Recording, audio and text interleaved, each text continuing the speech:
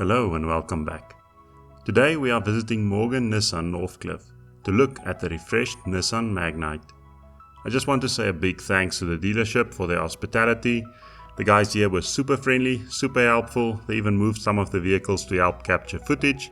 So if you are interested in this vehicle, please reach out to them and see if we can support them. It is really hard to overstate how important the Magnite is for the Nissan brand. As such, Nissan has made sure to get customer feedback from existing Magnite owners, and the refreshed model features several changes based on the feedback provided by South African owners. As you can see, there are plenty of pre-loved Magnites on offer, but the reason we are here is the facelifted Nissan Magnite, and here it is.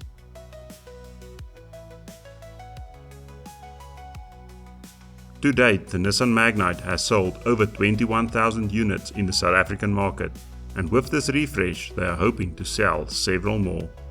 There's also a panel van variant on its way early in 2025, which will help fill the gap left by the MP200 bakkie. The Magnite is powered by a 1-litre 3-cylinder petrol engine. There's two variants on offer, a naturally aspirated one producing 52 kilowatts and 96 Nm of torque, or a turbo option producing 74 kilowatts and 160 Nm of torque.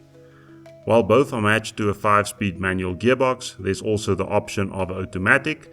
With the non-turbo variant, the automatic is the Easy Shift 5-speed auto.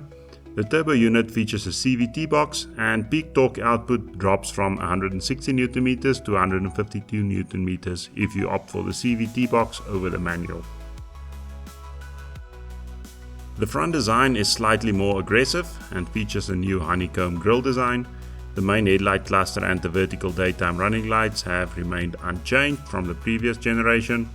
The bottom section sees a redesigned skid plate, and with this the fog lights move a bit more centrally. Overall, it's still a good looking vehicle. All but the base Vizia receives the new diamond cut 16-inch alloy wheels, which gives the Magnite a more upmarket presence. At the rear there's a new bumper and skid plate design. You will also note a blackened taillight cluster. From a paint perspective, there's also one additional paint color that was added. I think it's called Sunrise Copper Orange. I'll put a picture up so you can see what that looks like. Inside the updated Magnite, the changes are a bit more subdued, but there is a unique leatherette package available on the Accenta Plus, and that is shown in this footage. The dashboard and seats come wrapped with a stylish brown or orange type of leatherette, complete with honeycomb pattern stitching and a luxury finish all across. There's also a glazing or some finish on the seats to prevent them from becoming too hot when parked in the sun, which I think is quite a cool feature. And it's just a bit more upmarket, a bit more trendy. I kind of like it. Technological advancements include a 7-inch digital instrument cluster and an 8-inch touchscreen infotainment system with wireless Apple CarPlay and Android Auto. Overall, the changes inside are quite subtle, as I've mentioned, and again, this has come back from customer feedback. There were certain materials which they've upgraded based on the feedback received from actual owners. Overall, I think the cabin is well thought out, everything you need is easily within reach, and it's a comfortable place to spend time in. Jumping into the second row, important to note you get your own air vents, which is always nice just to have your aircon, and I guess heating in the winter as well, being available to your passengers in your second row seats. Headroom and legroom at the back for short to medium journeys should be okay. On longer journeys, if you're very tall, it might be a bit tight. I guess with these sort of compact crossovers, that's always going to be a bit of a trade-off. Looking at the boot space, you've got 336 litres of boot space available. This can be expanded to 690 litres by folding down the second row seats. There is a full-size spare wheel underneath, so you can drive with peace of mind. If you've got a flat, there is a full-size spare. Let's take a quick look at the different variants that are available on the Magnite. The entry level is called the Vizia, and this starts from 246,200 Rand at the moment. Prices are accurate as at the time of filming. One of the great things with the new Magnite is that you get 6 airbags all the way from this entry level to the range topper. You get front, side and curtain airbags on the Vizia. There's vehicle dynamic control, you get rear parking sensors. There's tire pressure monitoring, which is always a great thing to have, just to make sure you are notified as soon as a tire starts losing pressure.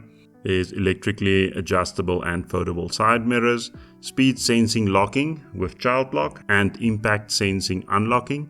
You get a multifunction steering wheel. There's automatic air conditioning, antenna on the roof for your radio. You get the 16-inch steel wheels, as I've mentioned earlier. That comes with a wheel cover though, so at least it will give it a little bit of a better appearance. And the roof rails come standard on this as well. Next up is the Ascenta, which starts at 277,300 Rand. With this you get all the features of the Vizia, with a few additional things being thrown in. You get an 8-inch touchscreen infotainment system. You get Bluetooth connectivity and wireless Apple CarPlay and Android Auto, a frameless auto dimming rearview mirror, front LED fog lamps, LED daytime running lights, and then one cool thing, approach unlock and walk away locking. So what this is if you get out of the vehicle and you just walk away, once you get a certain distance from the vehicle, it will pick up that the key has left the vicinity and will lock itself. I think this is quite clever.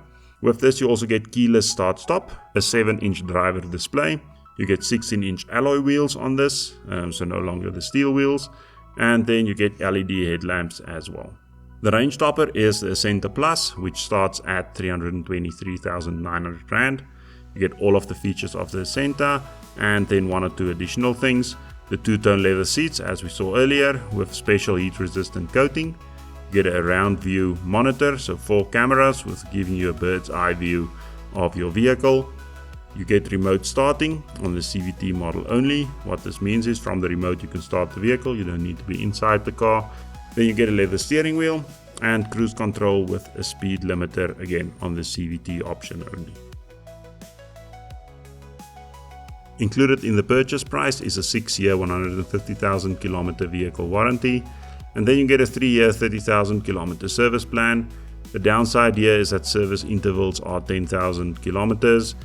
Not a deal breaker, just I wish all of these were just standardized to 15,000 kilometers. So what do you think of the changes that Nissan has made to the Magnite? Do you think they are significant enough? In my view, the Magnite improves on an already accomplished package, and this is needed to remain competitive in this highly contested segment. The Vizia and the Ascenta offers great value for money.